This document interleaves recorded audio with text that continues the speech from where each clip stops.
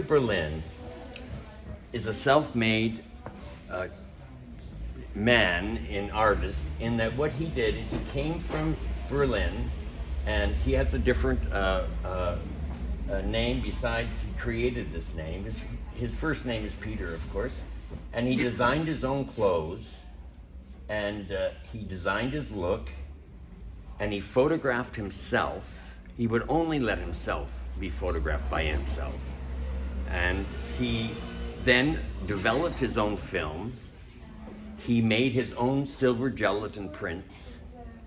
So he really is the epitome of a self-created artist, in that he was everything. He was the subject, the muse, the artist. He was everything. And he's beautiful. Yes.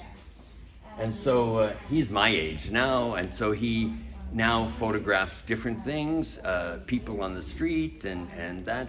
But this era was, and he was an icon on the streets, in that people would see him, and he was known, and he was mysterious, and yet there's been a documentary done on him, and he made his own little Super 8 films and all of that. But what I was telling you was about when Tom wanted to have an art book, and he wanted a coffee table art book, and this was in 1988. And so I said, okay, we're gonna make this happen.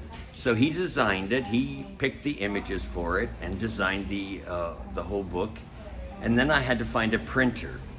And you'd think in 1988 in Southern California that would not be difficult, but I could not find a regular printer that would actually produce the book.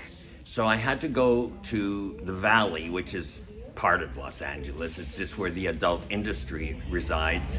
And I found the best printer I could, and we printed this art book. And then I had to find a bindery to sew it so that they could be hard copies, and hardbound copies, and Smith sewing. And I went through 5 to 6 different binderies in Southern California, and not one of them, they all said the same thing. They said, our employees would never touch this. We would, they're all Christian, you know, we would just not be able to serve what you're wanting. And so I went through the yellow pages, which was the business section of the telephone book, and there was a little bindery out in the North Valley, and so I called that, and so I made arrangements to go and meet him. And so I went and I met him, and he was a Hasidic Jew, and all he bound was the Torah, and that he had, you know, hundreds of those books in his bindery, and so I asked him if he would do the book, and he said, well, I have no problem with the subject matter, but the problem is that it's only me and my daughter, and she's a teenager, and I can't really subject her to this material.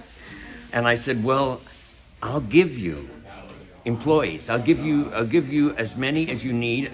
And he said, well, 2 would be sufficient.